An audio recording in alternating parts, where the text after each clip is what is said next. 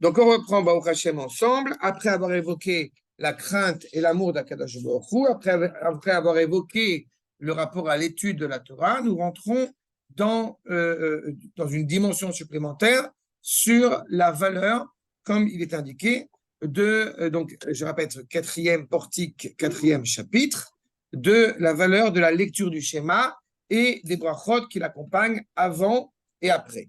D'accord? Il faut bien saisir ce que ça signifie, d'abord, cette notion de lecture du schéma. Parce qu'en français, il y a quelque chose de presque passif. On lit le schéma et puis c'est tout. Alors qu'en hébreu, il y a une dimension beaucoup plus profonde et beaucoup plus active. C'est le premier point.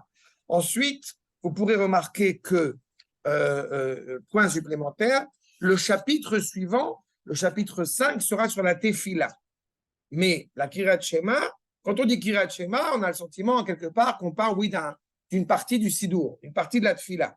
Alors qu'en réalité, c'est beaucoup plus complexe que cela.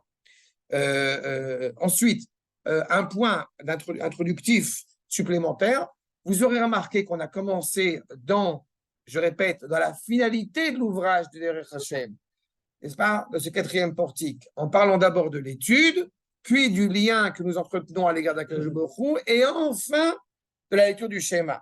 Cela nous renseigne sur quelque chose qui est très important. Et c'est une expression sur laquelle nous allons évidemment, nous allons répéter, mais quand nous prenons l'idée d'abord de prendre sur soi le joug divin. Ol Malchut Shamayim. On prend sur soi le joug divin, et c'est uniquement après avoir reçu sur soi le joug divin que, eh bien, nous en acceptons aussi ces SES décrets. Ol Mitzvot. Mais cela nécessite le fait de reconnaître le roi. Donc, on ne peut pas reconnaître le roi, sinon d'abord par quelque chose qui est prédéterminé dans notre relation à Akadosh Baruch Hu parce que nous appartenons au peuple juif. De cela, nous passons à l'étude, avec une méthode aussi dans l'étude de notre comportement. Et enfin, nous pouvons proclamer l'unité d'Akadosh Baruch Hu. C'est dans ce sens-là qu'il faut bien entendre encore une fois ce qu'il est indiqué ici. D'accord? On voit qu'encore une fois, c'est bien plus grand, bien plus vaste que la notion, encore une fois, de la liturgie. Nous devons savoir devant qui nous tenons. Comment nous pouvons proclamer l'unité de Dieu si nous ne savons pas de qui nous parlons et exactement de qui nous parlons.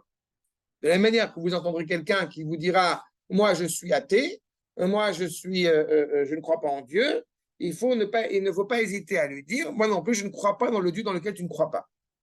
D'accord?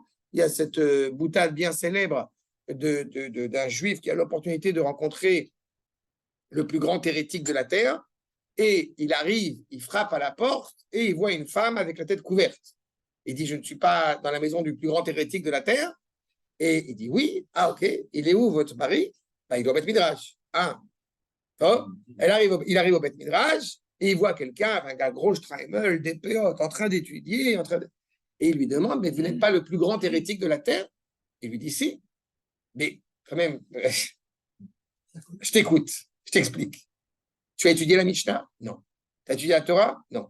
Tu as étudié la Gemara? Non. Ben alors, tu n'es pas hérétique, tu es un idiot.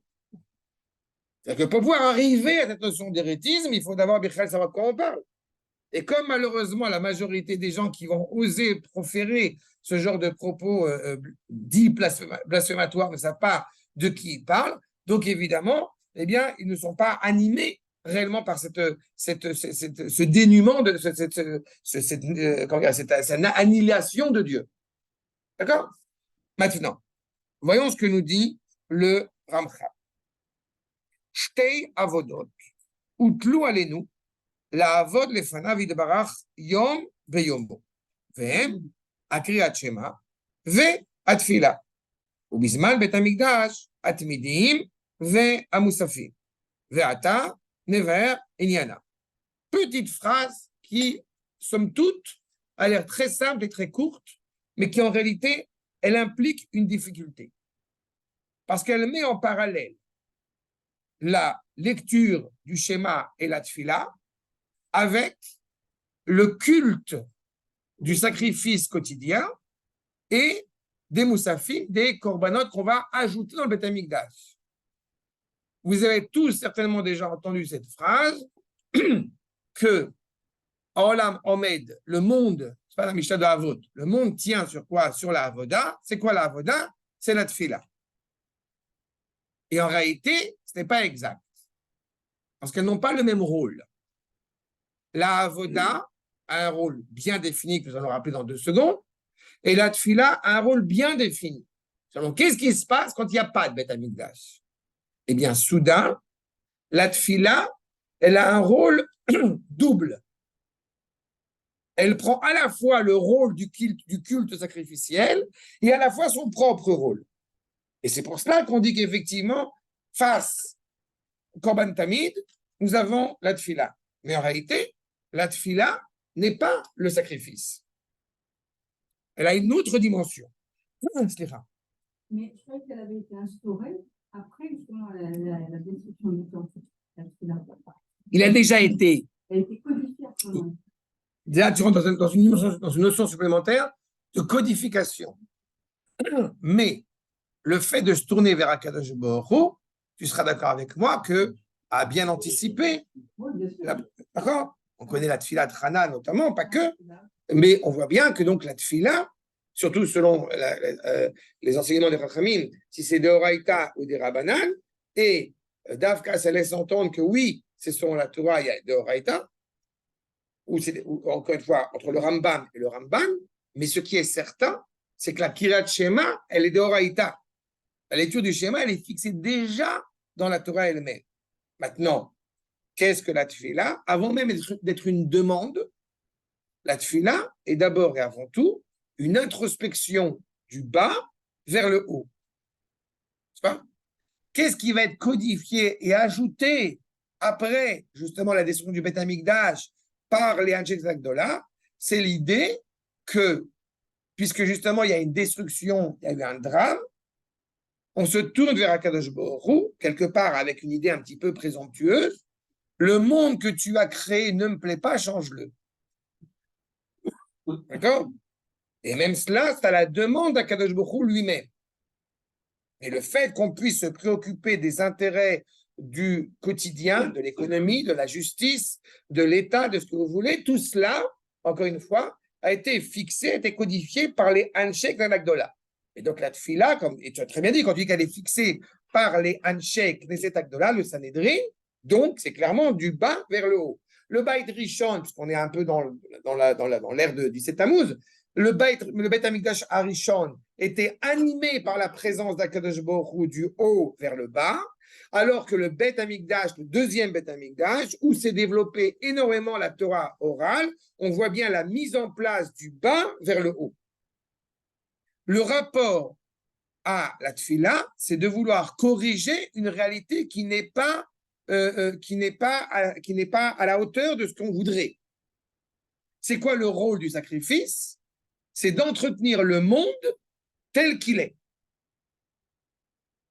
D'accord? Avant de parler du Korban Khatat, ne rentrez pas dans le Korban Khatat, je parle du Korban en tant que tel. Le Korban Khatat, c'est un des Korbanons. Mais le Korban, déjà, c'est d'entretenir le monde tel qu'il est. C'est le Korban par excellence. Alors là, Tamid. Mais même de toute façon, de manière générale, les sacrifices n'ont pas pour origine d'être à la base expiatoire. Le Korban, c'est le rapprochement d'Akadosh Baruch Hu au Am Israël. On veut garder cette intimité, ce lien avec le Créateur. Dans Tfila, tu as cette notion de jugement.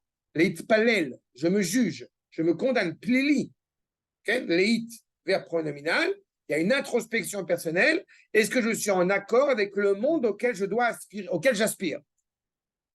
Ou est-ce que le monde est en aspiration avec ma volonté profonde? Et de cela va sortir une autre dimension de la tefila, la bakasha, ce qu'on va appeler en français la prière. Mais la tefila en tant que telle n'est pas la prière, à défaut de ce que l'on dit. D'accord? Mais donc, quand il y avait le Beth Amikdash, alors nous avions effectivement le Korban Tamid, qui donc sera la page de cette semaine, qui est donc pratiqué 2 fois par jour, et les moussafines, quand il y a évidemment des spécificités au jour, pour justement mettre l'accent sur la valeur du jour en tant que tel. L'été, l'hiver, le printemps, la fête, les fêtes, etc., etc. Et donc, il nous faut bien expliquer encore une fois ce que cela implique. Qu'est-ce que c'est que si on pensait pendant une seule seconde que le sacrifice et la prière, c'est la même chose, alors on serait dans ce qu'on appelle le sentiment religieux. Ce que nous ne voulons pas. Nous ne voulons pas de Chavaya Datit. Nous voulons Havaya Ivrit. Havaya Ivrit, c'est-à-dire qu'il y a une intimité entre le créateur et la créature, et entre la créature et le créateur. C'est uniquement, je répète, dans une réalité post-prophétique, qu'à ce moment-là, encore une fois, eh bien, Akash Borou met en place la possibilité de se tourner vers lui, malgré tout. D'accord ? Et là, évidemment, on s'interroge, et c'est une question qui va qui peut nous occuper. Est-ce qu'on peut réellement proclamer l'unité d'Akadosh Baruch Hu quand le monde va mal, quand nous sommes dans l'obscurité, quand nous sommes en exil? Est-ce qu'on peut le faire? Il faudra le prouver. Dans le bien comme dans le mal. Je te parle de proclamer. Non, vous n'avez pas compris la question. Est-ce qu'on doit proclamer l'unité d'Akadosh Baruch Hu quand nous sommes dans l'obscurité? Bien sûr. Bien sûr.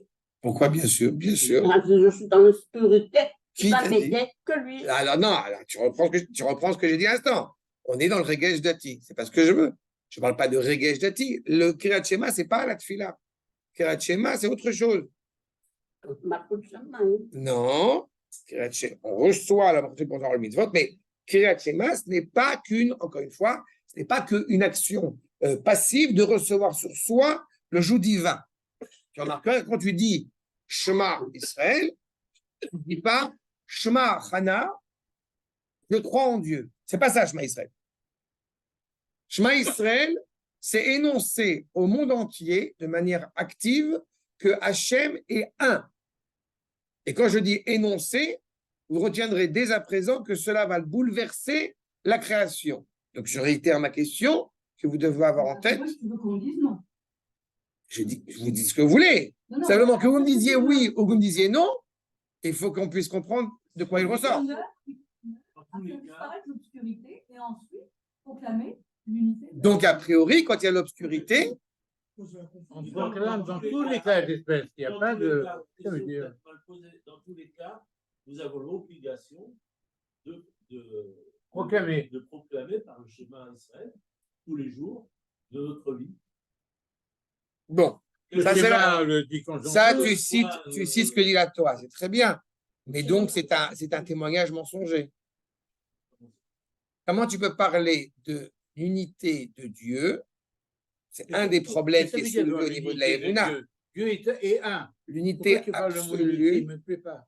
Mais un ou unité. Hachem Echad. Pourquoi Alors, tu me dis unité? Puisqu'on a dit unité, je Echad. n'ai pas dit unicité, j'ai dit qu'il est aussi unique, d'ailleurs, en l'occurrence. Unité, Très bien. Alors, je ça vais veut dire. vous aider un peu pour comprendre le fond du problème. On part à Auschwitz Voilà. et on voit la grandeur d'Akadosh Baruch Hu qui est un. D'accord? Justement, on le proclame dans l'obscurité. Ah, Chantal, elle a réglé le problème. Elle a dit on allume les bougies de Shabbat, l'obscurité n'existe pas. Eh bien, je suis navré de te dire, Chantal, l'obscurité existe. De la manière que Auschwitz existe. Donc, je répète la question. On va proclamer haut et fort l'unité d'Akadosh Baruch Hu quand il y a un attentat. Oui, Ça dépend de comment on regarde. Donc, c'est subjectif, ça dépend comment on regarde. Bien sûr, c'est Mais subjectif. proclamer. Donc, on le est nom de dans la un Kadosh. sentiment religieux. Proclamer le nom d'Akadosh, c'est par le cœur et par la tête. On n'a pas besoin de le dire, de le parler, d'ouvrir la bouche. Il est intérieur. Il n'y a pas de haine soft, enfin, c'est infini. Donc, on ne peut pas avoir cette notion. Ah, on ne peut pas, donc c'est très bien. C'est venir, on peut fermer alors. Non, mais. Non, c'est bien, on commence. Bon. Aechad. Iné. Le Rocher sans Mitzrayim. Tu vas voir, c'est plus complexe que ça, tu vas voir. Aechad, Iné, ou Kiryat Shema.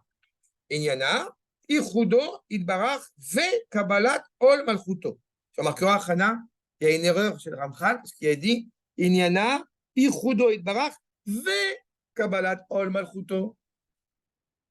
Tu comprends pourquoi je C'est rigole? deux choses. Ah, Boker Tov. Ça veut dire que quand on fait la Kirat Shema, on n'est pas seulement en train de recevoir sur soi le joug divin. C'est beaucoup plus On que ça. réclame, non? C'est On- beaucoup plus que ça.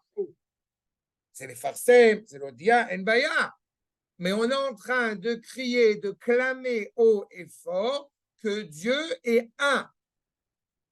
Mais comment, André, quand tu dis le schéma, comment tu peux penser à autre chose qu'à Kadosh Baruch Hu? Là, C'est tu impossible.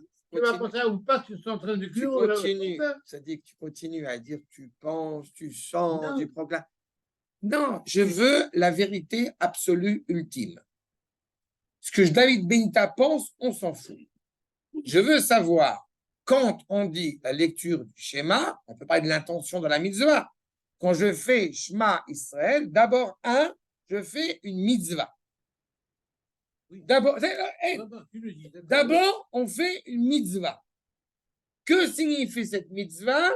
Elle signifie, de prime abord, tel que nous renseigne déjà le Ramchal, deux choses qui ne sont pas la tfila,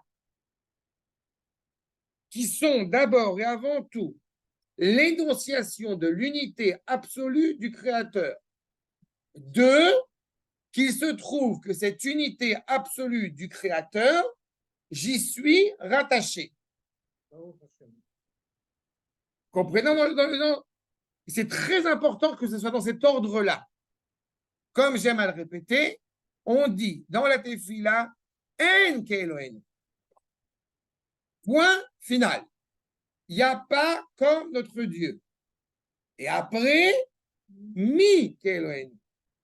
Si j'étais d'un point de vue de la pensée, du rapport intellectuel, et je ne suis pas non plus dans le rapport émotionnel, qui n'est pas de maladie, qui est pas de contresens, alors j'aurais dû dire d'abord Mi Kelohenu.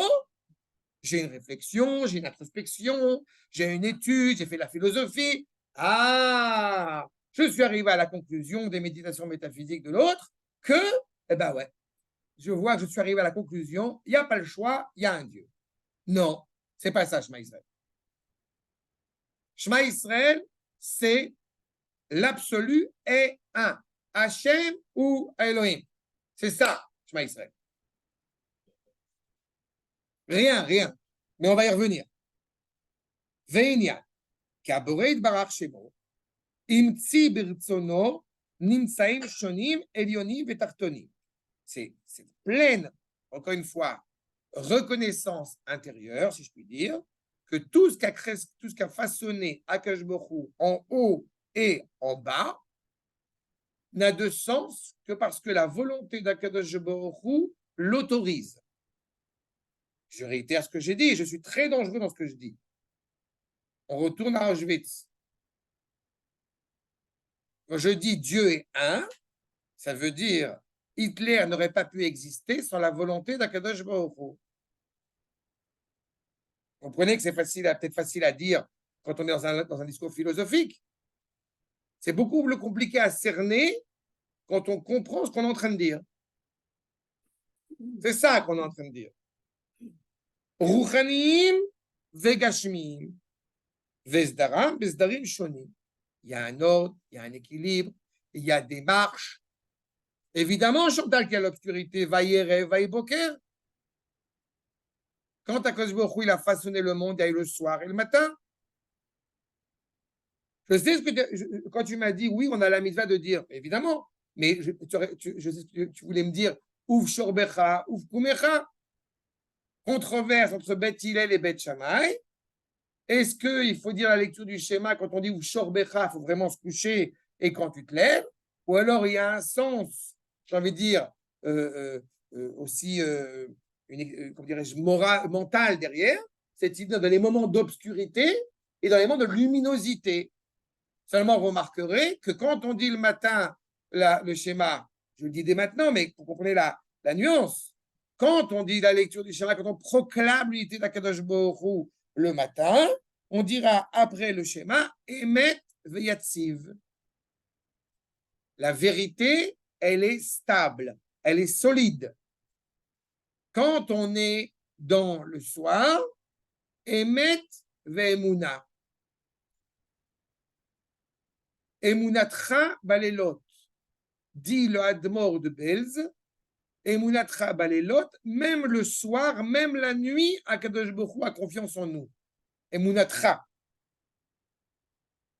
On est dans cette notion de bien cerner que grâce à la Emouna, quand je dis la Emouna, je vous rappelle la fidélité, la confiance en Akadosh Baruch Hu, on sait que son projet est vrai. C'est-à-dire que, bah oui, c'est évident, bah non, pendant 2000 ans, et encore aujourd'hui, peut-être un peu moins aujourd'hui parce qu'on est chez nous, mais pendant 2000 ans, c'est pas évident. Il y a une Messirut Nefesh, il y a un don de soi exceptionnel de nos aïeux, de continuer à dire Dieu est un, juste avant d'être assassiné par le pogrom, par le kazakh, par l'arabe, par qui vous voulez. Dieu est un. C'est ça? Et en Égypte aussi, puisque Chantal l'évoquait à l'instant, 210 ans en Égypte.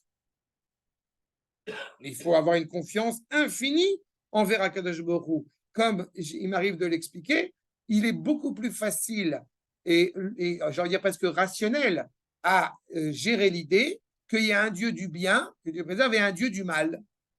Il y a Dieu et le Satan. Là, c'est facile à gérer. Mais arriver à comprendre qu'Akadosh Baruch Hu, c'est à la fois celui qui façonne la lumière et les ténèbres, c'est pas? Yotzer or veborech chosher. Et dans le prophète, il y a écrit Boré Ra. Akadosh Baruch Hu façonne à créer le mal. Et c'est compliqué hein, de dire. C'est le même. L'un, l'unique. D'accord?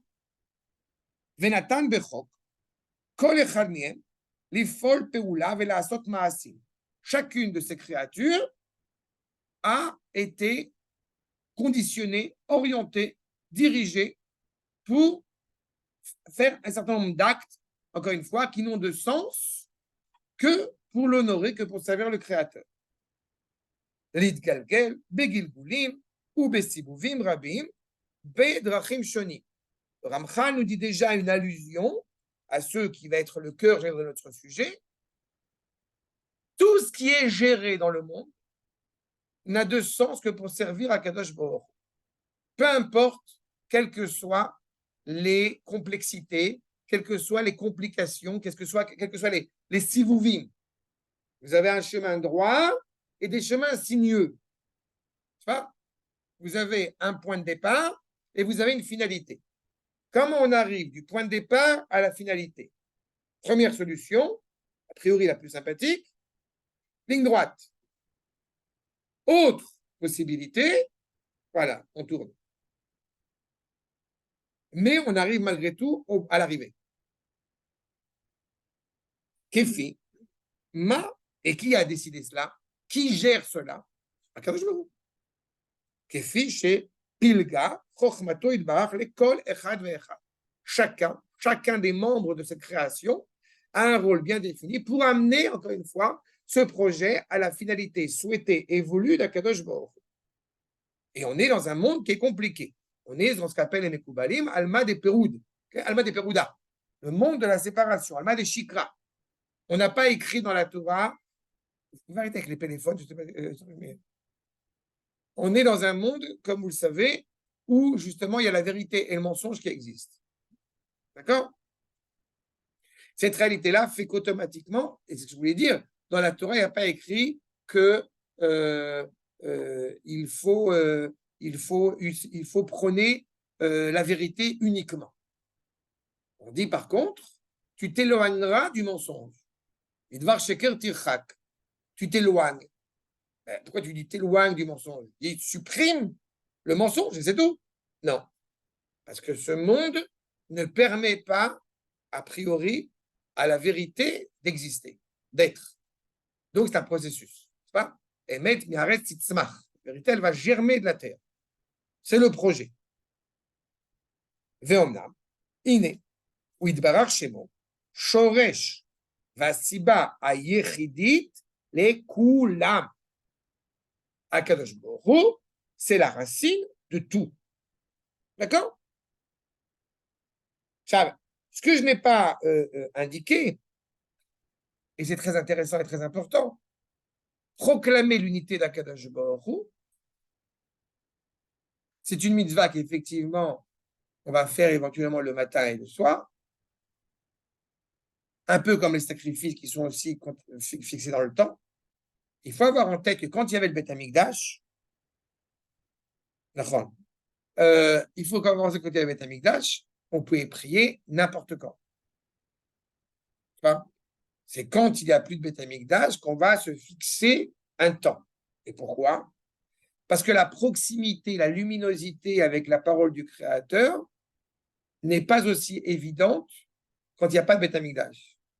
Quand il y a le Beth Amikdash, quand il y a le culte qui est pratiqué dans le Beth Amikdash, alors automatiquement, Israël, pour commencer, et le monde entier, est éclairé par la parole d'Akadosh Baruch Hu. Donc, on a une facilité à se tourner vers lui. Mais quand, justement, il n'y a pas de Beth Amikdash, ou quand le peuple juif est en exil, alors, non seulement on n'a pas cette facilité à se tourner vers lui, mais en plus de ça, c'est pas forcément évident qu'on ressent même ce manque de se tourner vers lui. On ressent quoi, Ce manque de se tourner vers lui. Ah bon, parce qu'il n'y a pas le Beth Amikdash. Parce qu'il manque l'essentiel. Et d'autant plus quand on est en exil. Ben, il serait peut-être temps que la veille du 17 Tammuz, tu le comprennes, quoi. Le Beth Amikdash est essentiel. Oui. Et nous, on n'est pas essentiels. Nous sommes ceux qu'il a créés. Nous avons été créés par lui. Donc, si nous ne sommes pas essentiels, dans le Beth Amikdash ou pas dans le Beth Amikdash, nous sommes le symbole, nous sommes là, nous sommes nous. Je pense que c'est une mécompréhension de la valeur du Beth Amikdash. Ah non, pas du tout. Tu t'es trompé. La résidence. J'ai pas dit ça. J'ai dit que il y a moins de luminosité quand il n'y a pas le Beth Amikdash au niveau de Je la crois façon. que c'est bien plus que ça. Je crois que c'est bien plus que ça. Alors on est presque aller oser dire qu'on n'est plus grand chose. Alors il faut par rapport à ce propos. D'abord, je serais très heureux de construire au moment où il faut, au moment où le peuple sera prêt. Mais d'abord, il ne faut pas oublier, encore une fois, et ça revient sur notre propos, la volonté est que la résidence unique et une du Créateur réside dans toutes les réalités. Elle ne peut, et on va en parler tout à l'heure, elle ne peut le faire que par le biais du peuple juif sur sa terre, avec au cœur un Beth Amikdash. Quand tu me dis le Beth Amikdash et le peuple, nous, à différents niveaux, un corps sans cœur, il manque l'essentiel. C'est là. Alors, grâce à Dieu, pendant 2000 ans, il n'y avait pas de corps. Il y avait un squelette qui était à peine des os asséchés. Au Hachem, le corps est en train de reprendre vie. Et on a toujours existé vis-à-vis de dans tous les temps. Dans l'obscurité, la lumière. Quand on était en exil, c'était pas la même chose. Pourquoi on est toujours présent? Parce qu'on était en exil. Je te réponds, David, si tu écoutes 2 minutes. Parce qu'on était en exil pendant 2000 ans. En exil pendant 2000 ans, à nuit à la présence du peuple juif, encore une fois, et au sens, encore une fois, de l'histoire énoncée par le Créateur en faveur par le peuple juif. Le peuple juif revient sur sa terre, c'est un premier stade qui est évidemment fondamental. Comme je l'ai dit, c'est le corps qui commence à se retrouver. Mais il manque encore beaucoup de choses. Oui, parler comme ça, il en manque des choses. Hein. Mais c'est là, on avance. Oui, Inyan ze, shel yichud, mouvan b'shte bechin. בבחינת ייחוד המציאות ובבחינת ייחוד הפעולה השליטה. טוב, ça, il faut bien comprendre ce que le Rav est en train de nous dire ici. Vous savez, une unité dans la réalité. D'accord ? Le monde est un, disons. Mais on peut s'interroger quand on voit qu'il y a un problème. Qui contrôle le monde ?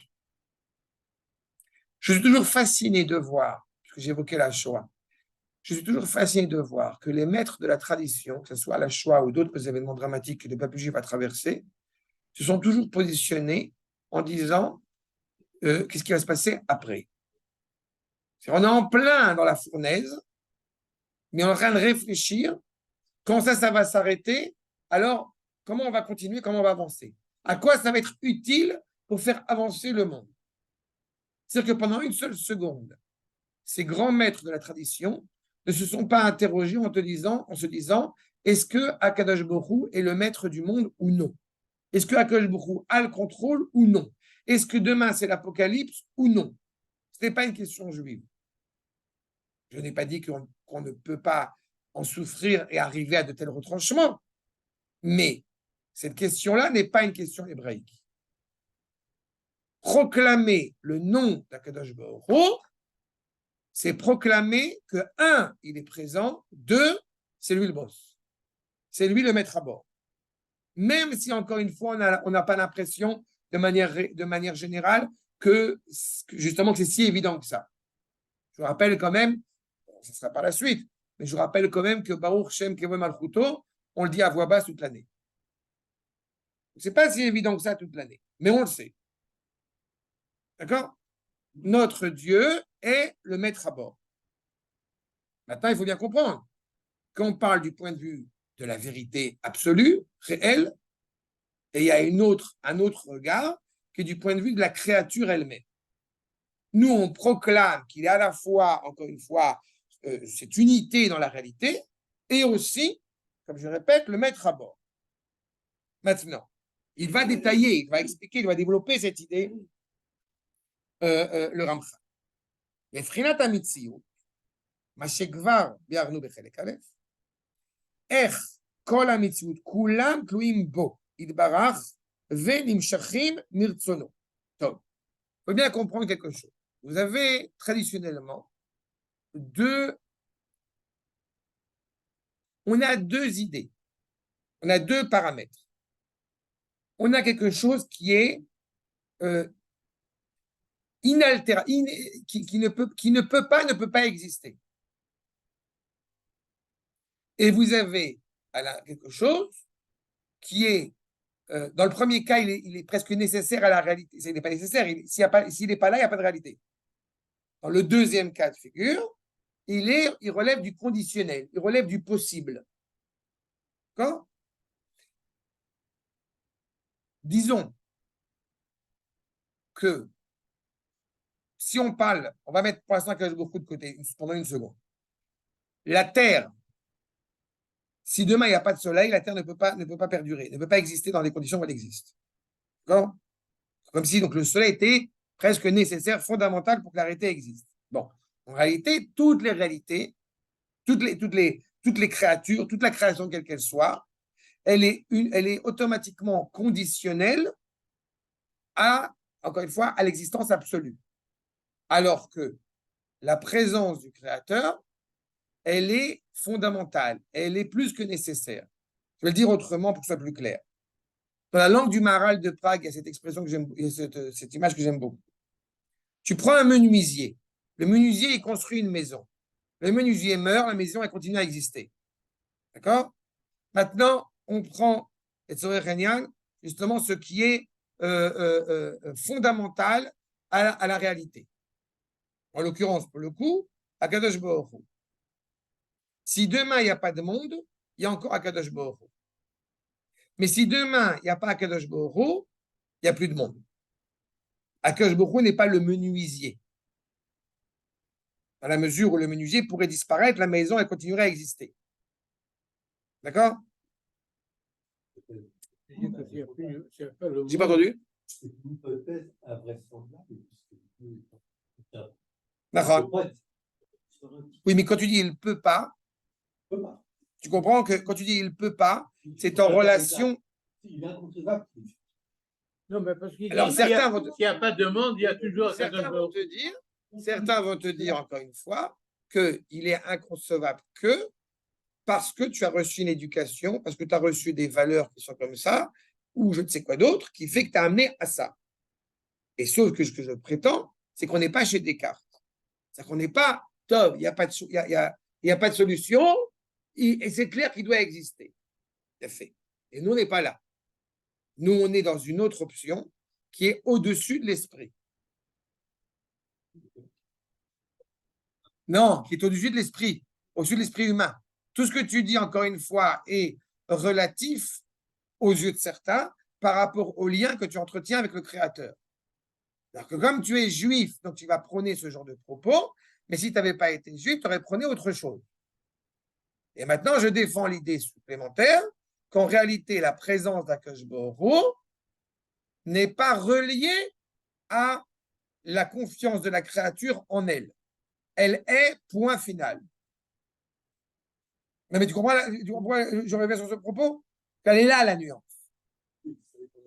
Exactement. Exactement. Il a une réalité qui est indéfectible, qui est inévitable, qui est éternelle, qui est absolue, que j'y adhère, entre guillemets, ou je n'y adhère pas.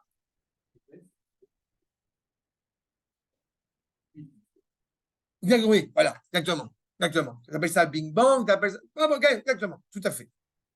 Tout est théorie, lui n'est pas théorie. D'accord? C'est ça qu'il est en train de dire. Kol ha-metziut kula tluim bo. Tout dépend de sa volonté. Tout dépend, encore une fois, du Créateur. Lui ne dépend absolument de personne, de rien. S'il a décidé, quand je pose la question qui me fait toujours rire, pourquoi est-ce que le soleil, on va prendre la thèse scientifique une des plus célèbres et des plus connues, pourquoi est-ce que le soleil se lève demain, pourquoi est-ce qu'on est certain que le soleil se lève demain matin? A priori, parce que comme il s'est levé hier soir, qui s'est levé aujourd'hui, donc il va se lever hier matin, pardon, et qui s'est levé ce matin, donc, a priori, il va se lever aussi demain matin. D'accord? Réponse sobre, classique. Mais en réalité, ce n'est pas vrai. Qu'est-ce qui me garantit que le soleil va se... Bon, il a fait note. Si, nous on sait. Si, nous on sait. Voilà. Il a programmé. Exactement. Tout à fait. Tout à fait. Parce que Akadosh Baruch Hu a promis, parce que Akadosh Baruch Hu a promis que chaque matin, Mechadesh Metuvo, Kol Maaseh Bereshit. Tous les matins, et quand on dit Mechadesh, c'est pas que Akadosh Baruch Hu va recréer le soleil demain matin, c'est d'avoir cette constance de la certitude que le soleil est. Mais sans, encore une fois, cette confiance, sans cette alliance contractée avec le Créateur qui nous assure que demain le soleil va se lever, nous n'avons aucune sécurité que le soleil, aucune sécurité, aucune certitude que le soleil va se lever dans le matin. D'accord? C'est cela en fait. Donc toutes les questions qui vont être soulevées, toutes les questions scientifiques, philosophiques, morales qui vont être soulevées, ne dépendent que de lui. D'accord? Et ça, c'est fondamental. Vous entendez bien par cela que, puisque Akadosh Baruch Hu, dont on proclame l'unité, dont on énonce l'unité, dont on reconnaît l'unité, dont on annonce à Israël qu'encore une fois, il est le seul peuple digne de reconnaître son unité, et donc l'assurance de cette finalité positive du projet divin, ça veut dire que tous les maux MAUX, tous les problèmes que l'humanité peut traverser, nous sommes assurés du happy end de la fin. D'accord? Comment en sommes-nous assurés? Parce que le monothéisme hébraïque ne pourrait pas accepter l'alternative. Pourquoi? Je ne vois pas de théologie. Le monothéisme hébraïque, ce n'est pas la théologie. Le monothéisme hébraïque dit quoi? Je ne peux être certain que la finalité, encore une fois, de son projet est automatiquement positive et sans aucun doute positive. Pourquoi? Parce qu'il me l'a dit. D'accord? Ce que ne peuvent prétendre, évidemment, aucune nation dans le monde, aucune civilisation dans le monde. Achal. Donc, Mitzadatzmo, ou Bilti, je reprends, chez Mitziut Mouchach, Mitzadatzmo, il est inévitable par lui-même. Donc, c'est pour ça que je répète, vous savez, c'est toutes les questions qui sont souvent posées. Est-ce que Dieu pourrait créer une pierre qu'il ne pourrait pas soulever? C'est-à-dire, vous comprenez que la réponse est dans la question déjà. Évoquer la possibilité de créer une pierre qui ne puisse pas soulever, c'est déjà réduire la présence d'Akadosh Baruch Hu. Ou biltinitla be zulato. Arkol sharamitziut, donc toute la réalité, quelle qu'elle soit, animée, non animée, terrestre, céleste, étoilée, spirituelle, ce que vous voulez, elle est mitziut, elle a,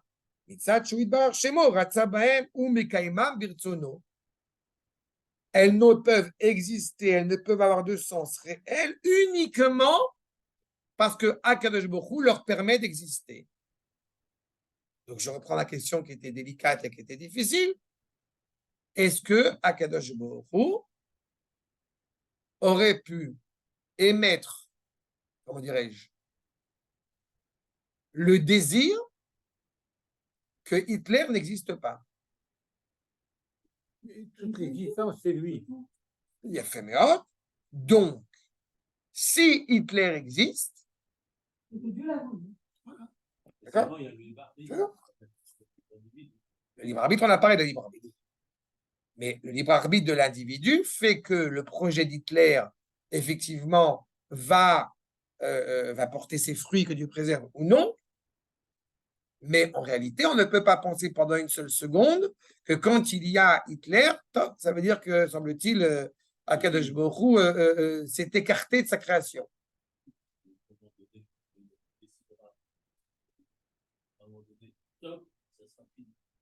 D'accord, mais on peut avancer, on peut accélérer les choses, on peut faire plein de choses. La théorie des dizaines, c'était voiler la face. Okay. Il y a Martin Buber. Mais j'avais souvent cité ce midrash que Akadosh Baruch Hu, il se voile mais pour pleurer.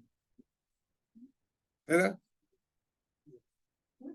Il y a le midrash avant, quoi. La stir panim, astir astir. C'est dans Megillat Esther, sur la astir astir, que Baruch Hu cache son visage parce que justement, il y a quelque chose de très problématique. Mais c'est pour ça que c'est très complexe. Et c'est pour ça que je répète, l'unité d'Akadosh Baruch Hu, elle doit être cernée dans ce cadre-là. Mais regardez la suite. Ah, j'ai oublié un détail.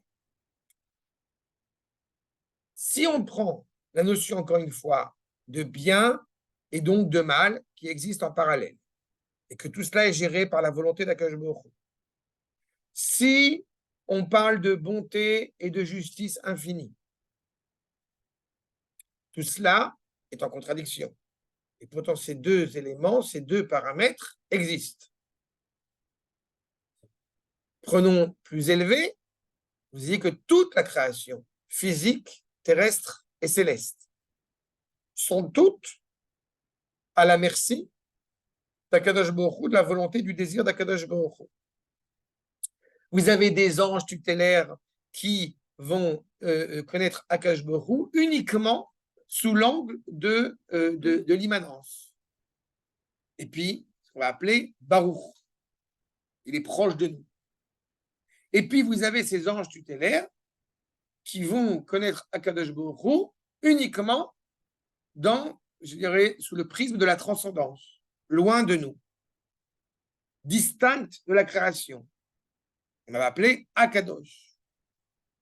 Maintenant, ces anges tutélaires, tous les jours, ils louent Akadosh Baruch Hu. D'accord? Ils chantent, ils louent Akadosh Baruch Hu. Fait. Mais chacun avec sa qualité, sauf que sa qualité première, sa qualité personnelle, si je puis dire, elle est en contradiction avec la qualité de l'autre ange. Enfin, donc, qu'est-ce qu'ils font? Ils ne peuvent pas être ensemble.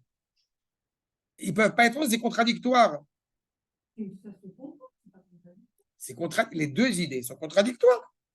Et vous le dites en plus, vous ne faites pas attention, mais vous le dites dans la tefila. Ils se demandent la permission mutuelle. Notlim reshut zé la zé. Je t'en prie. Non, je t'en prie. Et pendant qu'ils sont en train de se demander reshut zé la zé, qu'est-ce qui se passe? Il y a un Israël qui dit Shema Israël, Hashem Eloheinu Echad. C'est ça? Oui. Nous, on n'appelle pas Akadosh Baruch Hu Akadosh ou Baruch. On l'appelle Hakadosh Baruch Hu. Avinu Malkenu. L'unité du Créateur, c'est proclamer que Hachem est un. Ça ne s'inscrit pas dans le temps. Cette proclamation, c'est une proclamation justement, comme je suis en train de le montrer, qui est hors du temps, qui est Oui, mais absolue. nous sommes des créatures de Dieu, de Baruch. On n'a pas cette même notion du temps. 2000 ans pour nous qui sommes des créatures de Dieu. On va y c'est revenir. énorme. C'est une très belle remarque que tu dis C'est maintenant. énorme. On va y revenir sur le vraiment sens aussi de ce que tu impliques au niveau de la notion du temps. Mais il faut être conscient, Rabotai, c'est aussi ce que tu dis en sous-jacent qu'il faut avoir en tête, c'est que nous sommes des êtres humains. Non, des êtres de Akadosh Baruch Hu. On est tous, Non, toute la création est. Céleste. Toute la création, elles se sont façonnées par Akadosh Baruch Hu, quelle qu'elle soit. Seulement, nous, on a été pensé évidemment avant la création, mais il y a un point supplémentaire que tu laisses entendre, que peut-être, je ne sais pas si tu y as pensé, mais c'est à ça qu'il faut faire référence, c'est que si on est des êtres humains, donc on est limité. D'accord? Si on est limité, a priori, on n'a aucun moyen de proclamer l'absolu. D'accord? En réalité, Les êtres humains. oui, mais les anges sont limités au niveau céleste. C'est-à-dire qu'ils sont moins. Tu as raison dans ce que tu dis. Mais oui, mais justement, dans l'autre sens, ils n'ont pas d'Yetzirah. D'accord? C'est-à-dire qu'ils sont conditionnés pour servir le Créateur. Et l'animal, lui, n'a pas de Yetzirah. Comme j'aime souvent le dire, le lion, il n'est pas cruel. Le lion, c'est un lion. C'est nous qui apportons une dimension morale au comportement du lion. N'est-ce pas? Mais l'être humain, il a cette complexité, justement, de devoir réaliser l'unité de la Kadosh Baruch Hu avec cette complexité. Avec cette complexité d'être à la fois tourné vers le haut, mais aussi que Dieu prévoit tourner vers le bas. La Neshama, vous vous rappellerez que la Neshama n'a pas besoin de proclamer l'unité de la Kadosh Baruch Hu. La Neshama, elle est naturellement animée par la volonté de la Kadosh Baruch Hu. Pour qui c'est nécessaire de proclamer l'unité de la Kadosh Baruch Hu?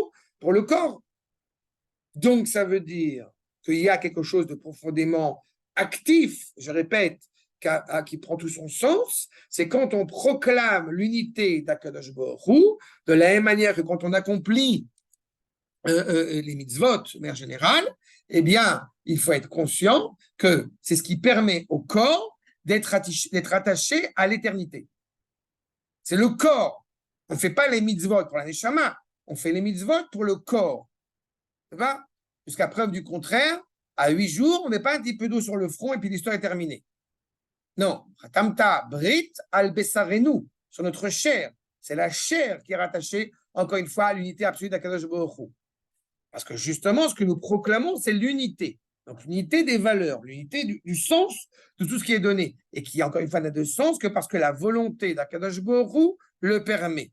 Et en admettant maintenant qu'Akadosh Baruch Hu est un, selon ce postulat, il n'empêche que nous voyons à maintes, et pour reprendre ta question du temps que tu soulevais, nous voyons à maintes et maintes reprises, à travers les pérégrinations, à travers les épisodes que notre peuple a traversés, des difficultés qui pourraient éventuellement laisser entendre où est Akadosh Baruch Hu. Comme vont d'ailleurs nous prétexter les goïms, Aïe Elohechem. Il est où votre Dieu? Oui, ça c'est pas bien. On le dit à haute suite. Il est où Dieu? Je veux le problème. Que ce soit pas bien ou bien, c'est pas la question. Je veux savoir qu'est-ce qu'on répond encore une fois d'un point de vue du prisme de l'unité pour essayer de saisir comment, encore une fois, du point de vue de la vérité absolue telle qu'Akadosh Baruch Hu nous engage à le dire, comment est-ce que nous saisissons l'unité d'Akadosh Baruch Hu dans des épisodes qui sont douloureux. Il faut qu'on en parle de cela. Regardez la suite. Puisqu'on dit qu'Akadosh Baruch Hu, il a le contrôle, c'est lui le mettre à bord. Il n'y a pas une seconde où il n'est pas le mettre à bord. Pour reprendre la remarque de Eliette, quand Akadosh Baruch Hu, il se cache, si vous jouez à cache-cache avec quelqu'un, c'est-à-dire qu'il est toujours présent. S'il se cache, il est présent. Donc la présence d'Akadosh Baruch Hu, elle pourrait même pas être remise en cause, Birchal. Je n'ai même pas dit, et quand on parle de présence d'Akadosh Baruch Hu, vous comprenez qu'il y a automatiquement une présence active. C'est jamais une présence pour être présent. C'est pas je suis de côté, je regarde. D'accord? Befrinat apeulot hu. On a dit d'ailleurs, il y avait la réalité, n'est-ce pas? Donc la réalité du monde tel qu'il est, tel qu'il a été façonné par le Créateur, et sa réalité, encore une fois, active, son investissement, sa providence. D'accord? Si j'avais été élève de Spinoza, ce que je ne suis pas, Je me serais arrêté là, à ce paragraphe-là. Dieu est un dans le monde, dans la réalité du monde dans lequel nous vivons. Et c'est tout. Et comme je ne suis pas élève de Spinoza, je reprends. Si j'avais été élève de Spinoza, alors Dieu est dans le monde, et comprenez le monde à tous les sens du terme, au niveau du temps, au niveau de l'espace et au niveau de la création elle-même. D'accord? C'est-à-dire qu'en réalité, on pourrait s'arrêter là et se dire, alors on s'interroge, est-ce qu'il y a des martiens? D'accord? Mais comme je ne suis pas élève de Spinoza, non mais qui est même des martiens? Comme je ne suis pas élève de Spinoza, alors je vais prôner l'idée que, en réalité, toute la création, les martiens y compris, quand ils viendront, ils débarqueront sur Terre, ce sera l'occasion pour nous de leur expliquer qu'ils n'existent que grâce à nous. D'accord? C'est important, les martiens. D'accord? Pas que les femmes martiennes, elles ont des djellabas en plus. Elle n'aime pas ces Shabbat. Pardon, c'est Martin. Maadim, je vais Maadim. Achab, vous comprenez, Ken? Ta martien, on a la burqa, j'ai compris. Sur les plages, à Mars, sur Mars, il y a la burqa. Aval, en tous les cas, בפבחינת הפעולה הוא שאף על פי שניתן בחוקם של הנבראים לשלוט בעניינים מה שיכולתם מקפת. C'est-à-dire que, encore une fois, dans le monde qui a été façonné par le Créateur, il y a des règles. Le déterminisme naturel, des choses qui sont encore une fois dirigées. Le soleil se lève, se couche, la mer elle s'ouvre pas, etc. ופועלים פעולות גדולות, כל אחד כפי מה שבחוק פעולתו. La mer, elle a été, comment dire, elle a été façonnée pour permettre à éviter, vous savez, avec la marée et la lune, enfin tout le rapport entre la lune aussi par rapport à ça. Donc, elle a été façonnée comme ça. C'est clair. הנה, באמת, אין בהם כוח ולא שליטה, אלא מה שמסר להם הבורא יתברך. Tout leur contrôle, toute leur force, aussi grande soit-elle, ne peut exister que parce qu'Akadosh Baruch Hu leur a adjoint un rôle. Et elles ont ce rôle. D'accord? Le rôle du lion, c'est de rugir. Donc, il rugit. Le rôle de la mer, c'est les vagues. Donc, enfin, je ne sais pas, de l'eau, du sel, etc. Voilà, j'étais sûr, je l'attendais. Tout cela, encore une fois, fixé, dirigé, géré par le Créateur lui-même. Chez où Adon Amiti Ashalit Vekol Yachol. C'est lui le maître à bord. C'est lui qui, encore une fois, toute puissance. Et quand je dis toute puissance, j'ai déjà réduit à Kadosh Baruch Hu. C'est ça, parce que je dis toute puissance, je l'intègre dans ma tête une réalité de ce que je considère comme étant le tout. Vekol Mashem Poalim Eino Elama Shiwit Barar Shemu Natan Venoten Lahem Koach Shif'alu. Vous remarquerez ce que dit le Ramchal, c'est pas seulement Nathan, c'était pas seulement un passé, c'est un présent. D'accord? C'est le cordon ombilical. On ne peut pas couper le cordon ombilical. Ça va, c'est clair pour l'image du cordon? C'est ça. Et malheureusement, l'homme peut se retrouver dans une situation profondément subjective, mais c'est une situation qu'il ressent. On est sur des, comment dire ça, on fait du rafting, on a le radeau, on fait du rafting sur un fleuve qui bouge. Et on a rattaché une corde à la berge. Ça nous permet de ne pas perdre le contrôle. Maintenant, si jamais tu essayes de couper la corde de la berge, tu as l'impression que tu es perdu. D'accord? C'est un petit peu l'image. C'est-à-dire qu'en réalité, le cordon, il est constamment existant. Il n'a jamais cessé d'être une seule seconde. C'est en cela où il est Adon. Veu Adon alehem, leosif, ligroa, kirtsono, bechol et ou bechol sha. À chaque instant, à chaque heure. D'un point de vue de la réalité, encore une fois, il est évident que Akadosh Baruch Hu est. D'un point de vue du contrôle sur le monde, Hachem, je répète, Hachem ou Elohim.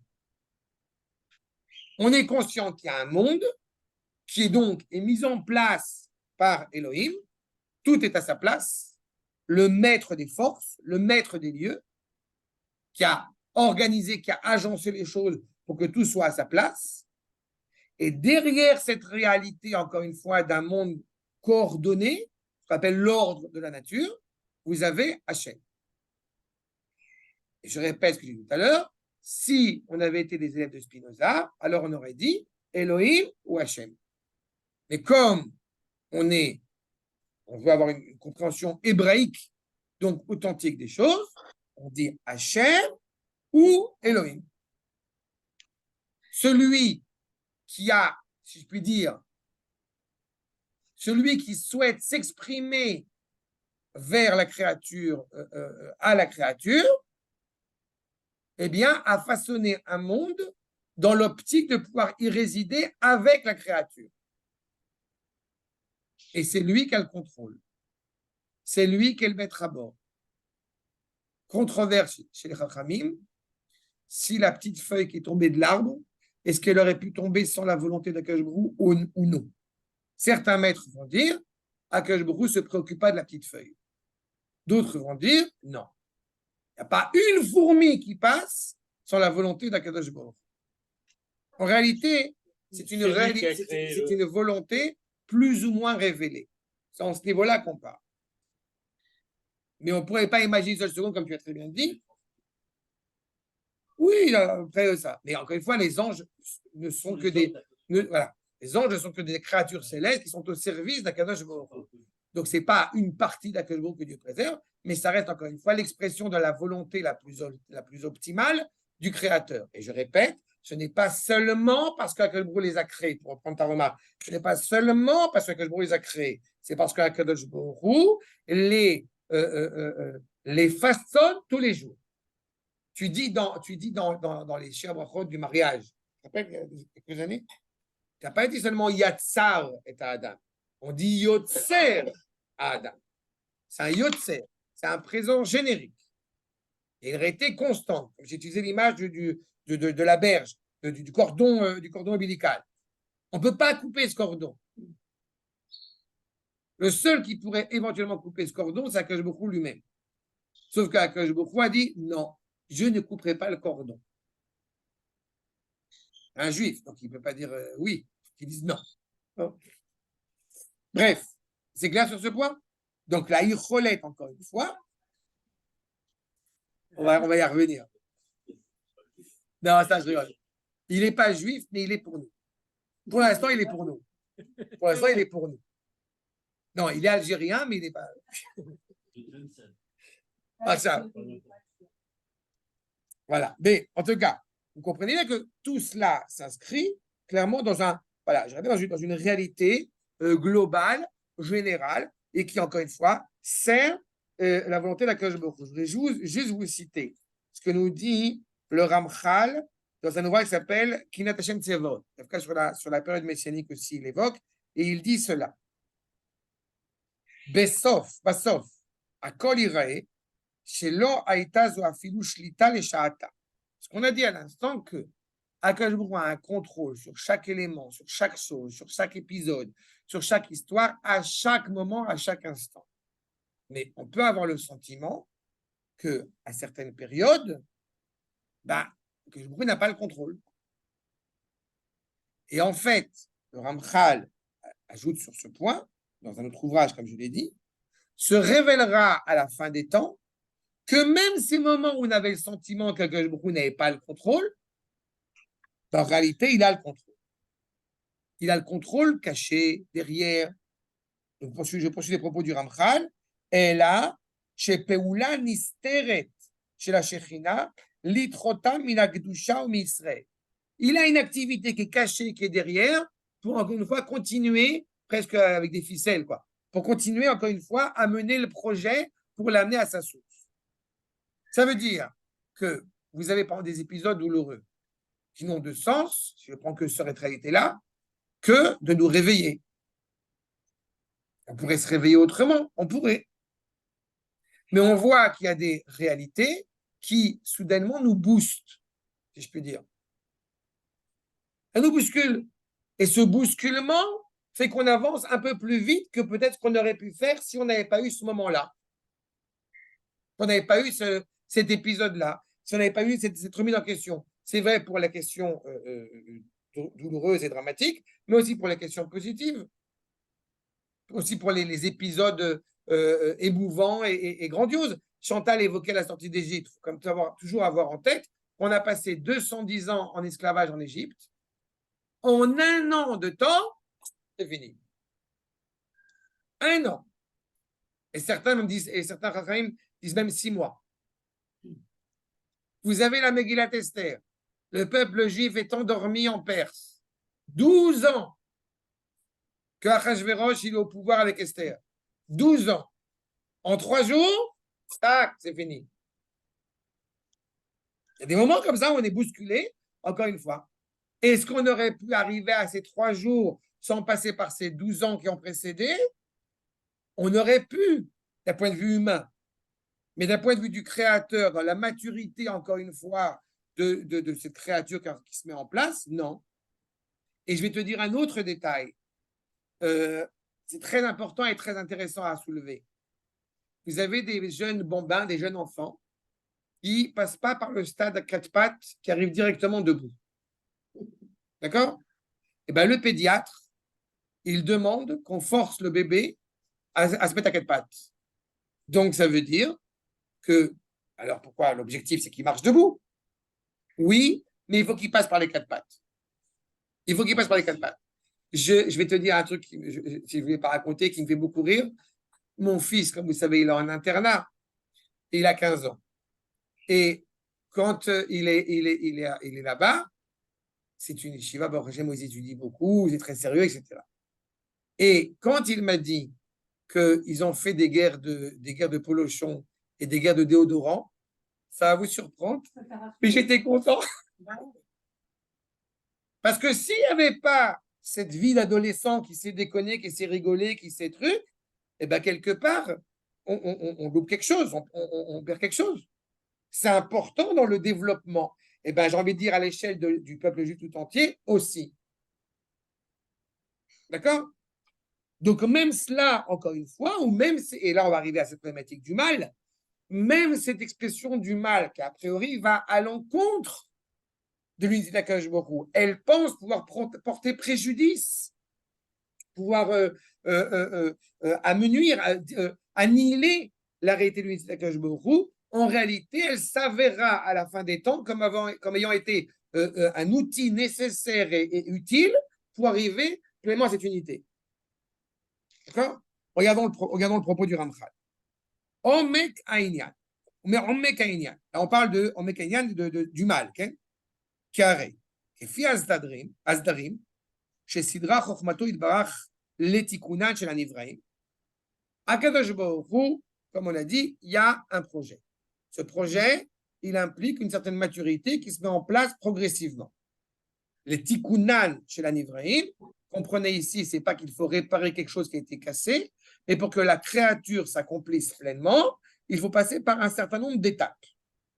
N'imaginez pas une seule seconde que Akadosh Baruch Hu, quand on dit qu'effectivement il a façonné des mondes et qu'après il les a détruits parce que ça n'a pas marché, c'est pas qu'Akadosh Baruch Hu a dit « Oh, j'ai pas réussi ». Non, on parle d'Akadosh Baruch Hu. Il y a une nécessité du point de vue de la création qu'il y ait cette ambivalence, encore une fois, du bien et du manque. Est-ce que si on crée une réalité, j'ai envie de dire, remplie d'anges tutélaires, donc sans libre arbitre, c'est un problème, totalement céleste mais pas terrestre, ou créer une réalité qui soit entièrement terrestre, mais sans qu'il y ait une finalité à s'unir, à s'allier avec le Créateur, ce n'est pas non plus la volonté du Créateur.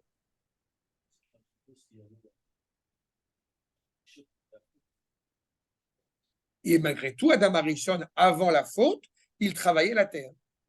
Donc tu vois qu'il y a un rapport à la terre. Non? Justement, Adam Arishon, il n'est pas au Beth Midrash. Il est aussi au Beth Midrash. Il travaille la terre par désir, à la demande d'Akadosh Baruch Hu de conserver, de protéger, de faire avancer le monde, de l'améliorer. D'accord? Bon, là, c'est une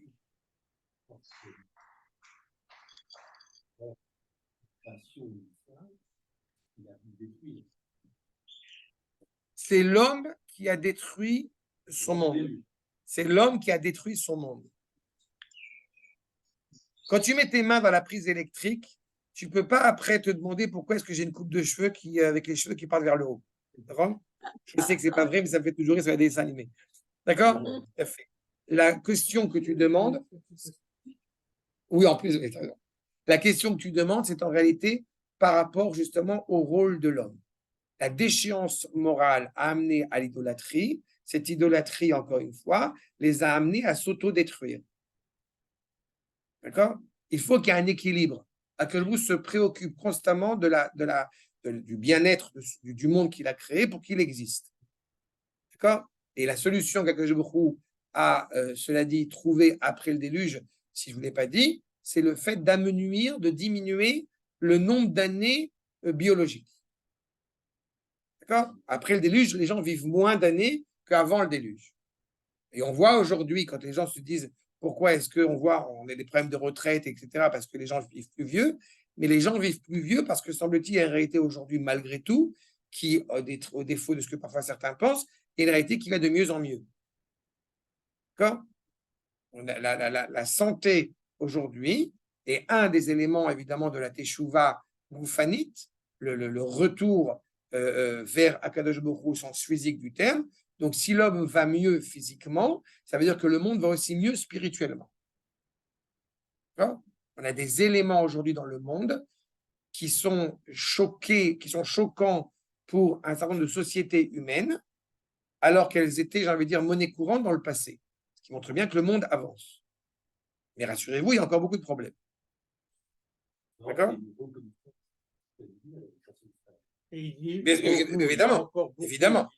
Évidemment.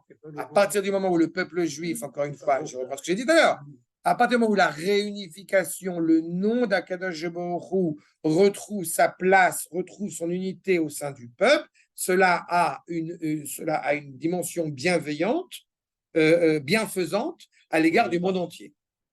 D'accord? Et reprenons sur la notion, encore une fois, donc, de mal. Essayez de comprendre, justement. Iné, yesh inyanim, rabim, shel ra, shemit galgelim vesovevim baolam. On voit bien qu'il y a des complexités dans le monde. Mistovevé, vous voyez que parfois il y a des projets qui a priori seraient si simples et pourtant pour y arriver c'est compliqué. Imitzad bechiratan shel bnei adam achotim. D'accord? Les hommes ont fauté et ils choisissent d'aller dans des chemins sinueux qui automatiquement vont les amener à des réalités catastrophiques. Il faut toujours avoir en tête que quand il y a eu cette période du Covid, aussi dramatique fut-elle, ça a arrangé un certain nombre de choses au niveau de l'écologie. Oui. D'accord? Par exemple. Donc, c'est une trop grande consommation fait qu'on arrive à des situations où on a un petit peu remis les choses en arrière.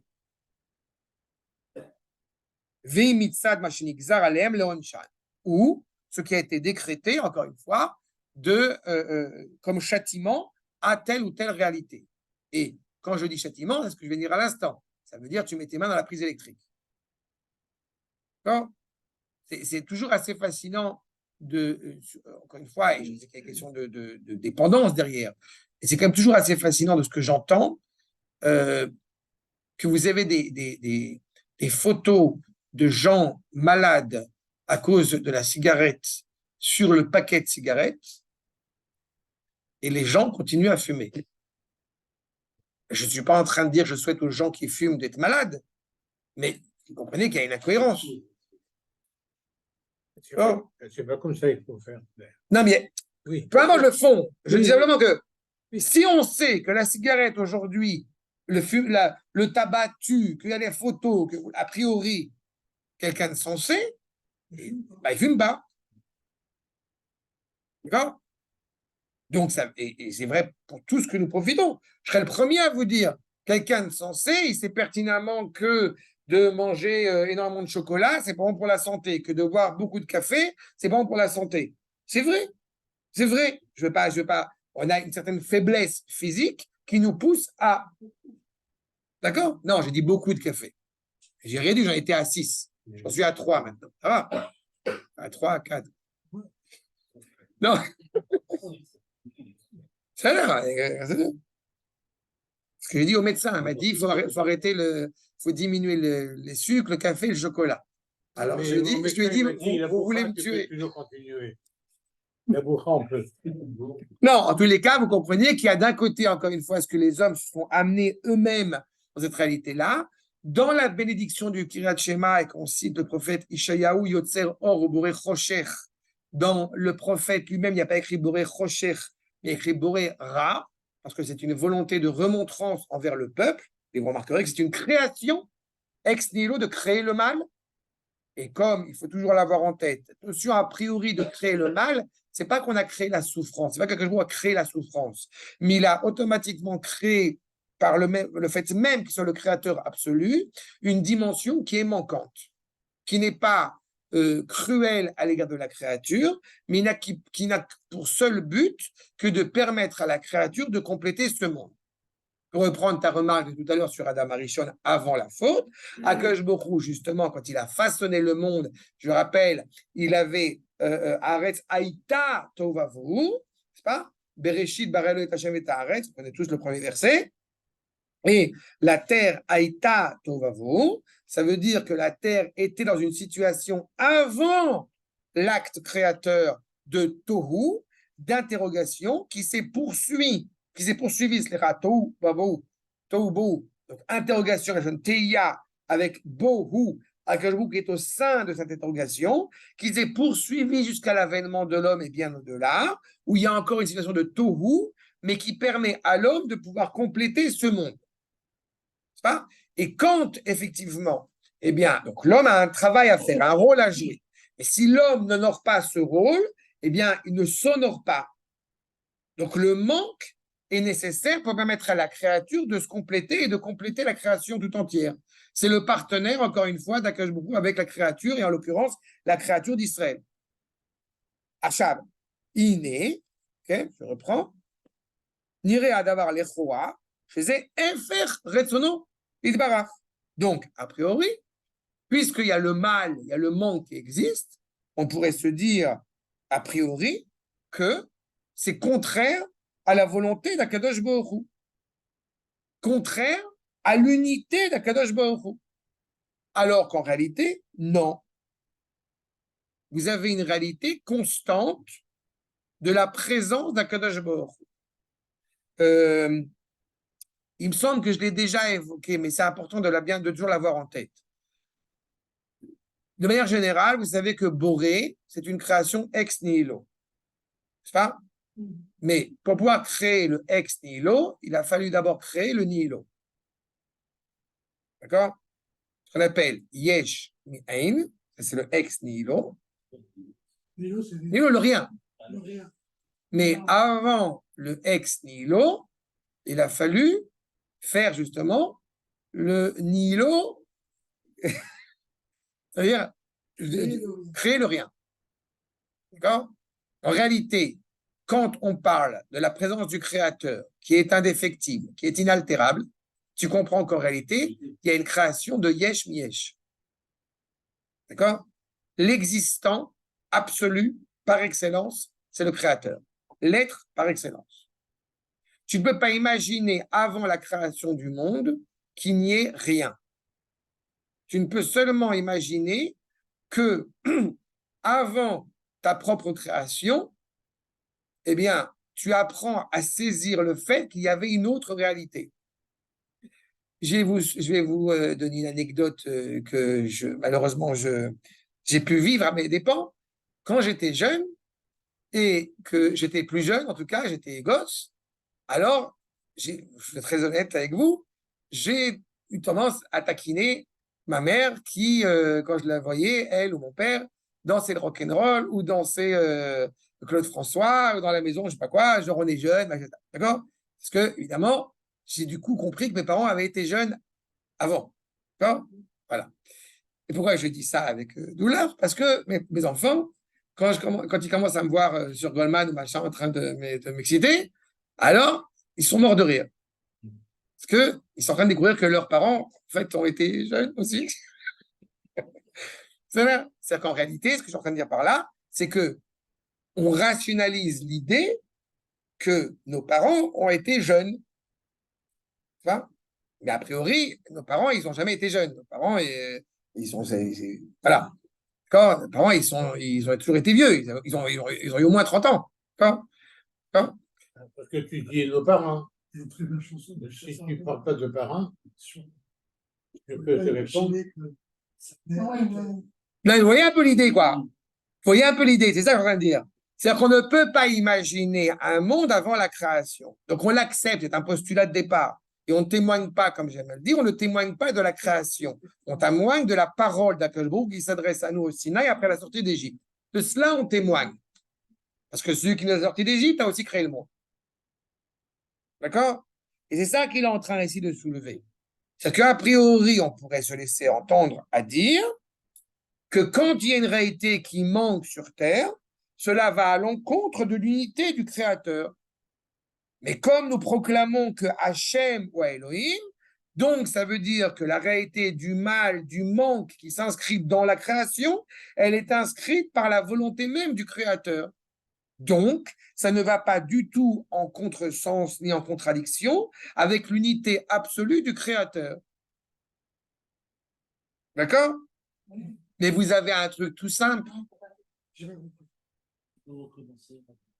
vais être, ça va être très simple. La première Mishnah dans Brachot. Voilà, c'est très simple. Première Mishnah dans Brachot. À partir de quand proclamons-nous l'unité d'Akadosh Baruch Hu? Au moment où le Kohen il va manger ce qui lui revient. Vous avez entendu? À la sortie des étoiles. D'accord? C'est ce que dit Rachid là-bas. Ça veut dire que la première Mishnah elle dit quoi? Parce que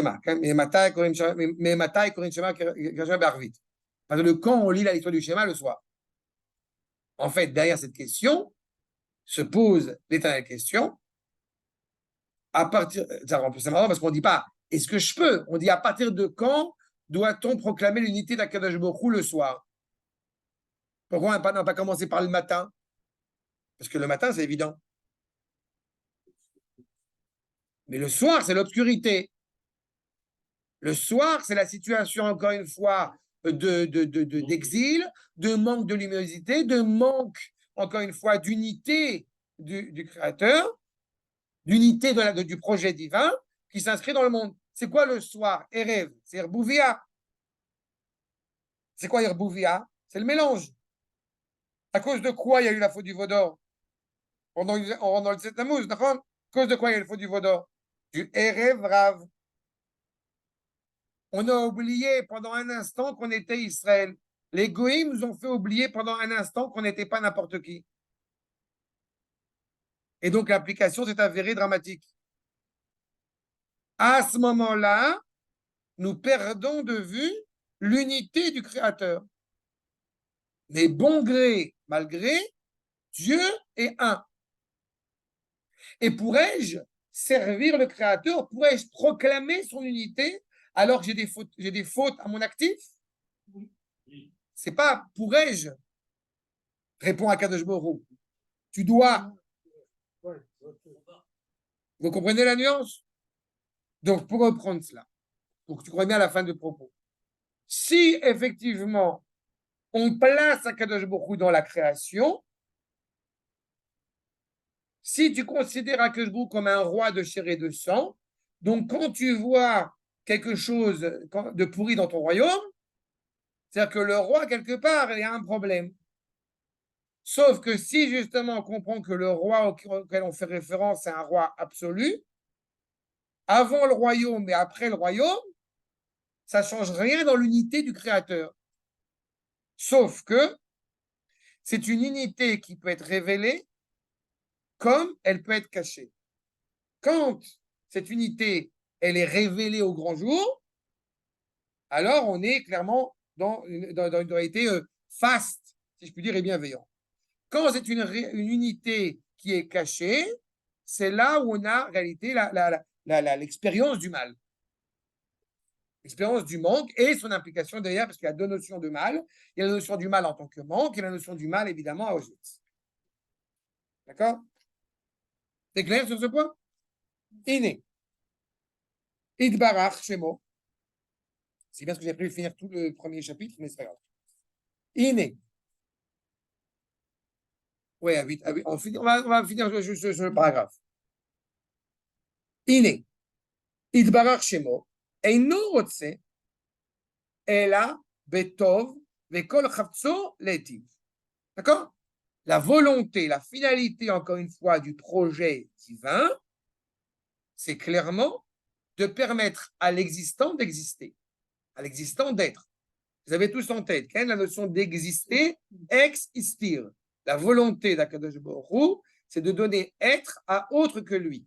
C'est le meilleur bienfait qui puisse exister. Veine, Shemo Yitbarach, mitchalel, beshlitat hareshaim, ou betikboret haraot, ve akilkulim.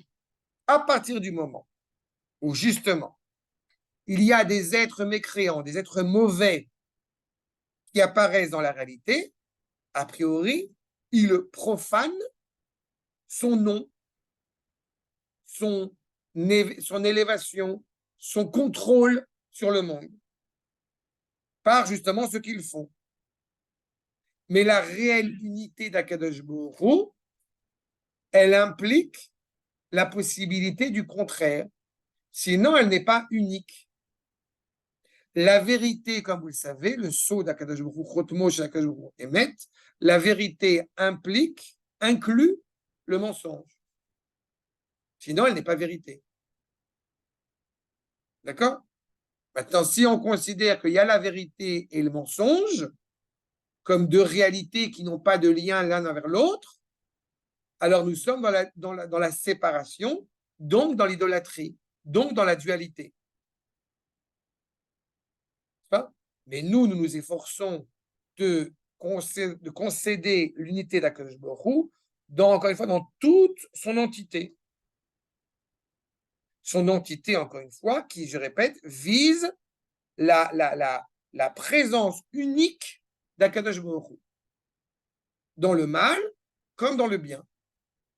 Rassurez-vous, on ne se porte pas volontaire pour faire le mal, mais on sait que le mal existe, voire même s'avère nécessaire. D'accord? S'avère parfois nécessaire. Ah, peut-être je pense à ça. On n'aura pas fini cette pisca aujourd'hui parce qu'il va y être 8 heures, mais je vais vous lire, on reprendra. Mais je vais vous soulever quelque chose que le Rav Kook dit, qui va tout à fait dans ce sens, absolument exceptionnel. Je n'ai pas mis le référent ici. Ah, si je le retrouve vite. Il dit quelque chose sur la levure, par rapport à la levure. La levure dans le... Ouais, exactement. Sinon, je le dis à l'oral, tant pis, mais j'ai trouvé... Triato. Je ne retrouve pas, excusez-moi la page. Il dit que justement... Non. C'est d'Israël Betriato, si je me rappelle bien. Je le dis à l'oral. Il dit que, sinon je le retrouverai peut-être la prochaine fois et je vous le dirai cité comme il se doit. Il dit tout simplement que le monde ne peut pas exister a priori sans le mal, comme la pâte ne peut pas exister sans la levure. C'est grâce à la levure que justement la pâte elle monte. Donc c'est grâce au mal que le monde peut encore une fois se construire et évoluer. Seulement, quand est-ce que ça devient problématique? Quand justement le mal triomphe, quand le mal prend quand a priori prend le dessus sur la réalité. D'accord? C'est ça qu'il est en train de nous dire. Faudra que je vous retrouve exactement la page parce que je n'arrive pas.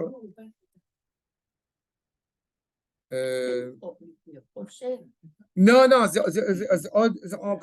c'est pas seulement Or Lifnei Choshev. C'est pas seulement ça. C'est pas seulement ça. C'est que c'est une nécessité dans la réalité elle-même. Il faut la nuit pour voir le jour. Oui, mais ça reste deux réalités distinctes, ce que tu dis là. Moi, je vais au sein de la réalité. La levure, tu ne peux pas faire la challah sans qu'il y ait la levure, sans qu'il y ait le champignon. Oui, mais si je peux mettre la levure et je la travaille pas la pâte, alors ça ne vaut rien. Nahon. Ça vaut rien. Ça vaut, ok. Mais oui, tu as raison. Mais ça veut dire que tu entendras bien que la levure, elle est nécessaire, encore une fois, à la pâte pour se construire. Ça veut pas dire que tu dois te porter volontaire pour être la levure, si je reprends dans mon image. D'accord? Mais la levure est une nécessité. D'accord? Comme on voit la lumière parce qu'il y a l'obscurité. C'est ce qu'elle la a dit, même mais chose. ça ne suffit pas par rapport à ça. Parce que ça reste deux réalités distinctes. Quand tu es dans le jour, tu n'es pas dans les ténèbres. Et quand tu es dans la nuit, tu n'es pas dans le jour. Mais là où c'est une dimension supplémentaire, c'est pour ça que j'ai dit, on pourrait croire que, parce que malgré tout, ce qui se passe quand tu vois le jour et la nuit, c'est que le jour et la nuit sont deux réalités qui sont contraires l'une à l'autre, ou éventuellement qui se complètent, mais comme étant deux réalités distinctes. Mais si je prends la dimension de la levure, alors ça veut dire qu'elle est au sein de la réalité existante. Elle donne sens à la réalité existante. Elle n'est pas que contraire à elle ou séparée d'elle. C'est bien plus que ça. Oui, mais le blanc, il a besoin de. Pour être blanc, il a besoin des couleurs. Enfin, je veux dire que c'est. Enfin, passons. Oui. Vous n'avez pas de problème avec ça, je n'ai pas de problème avec ça. Mais encore une fois, le blanc, ça a l'air, tu prends par rapport au niveau artistique. Mais encore une fois, il y a d'autres dimensions. Bon, il faudra qu'on reprenne ça, Bezrat Hashem, la prochaine fois. Sur cette piste-là, on reprendra la semaine prochaine. Vous connaissez la plaisanterie avec la plaisanterie chinoise? Il y a des blancs, il y a des jaunes. Et quand tu mélanges l'œuf, il ne reste que du jaune. Donc les gens sont très contents. C'est ça. Tov, Sorot Tovot, Somoraïl, Bezrat Hashem, et à la semaine prochaine. Toda Rabba Shalom. Shabbat Shalom. Shabbat Shalom.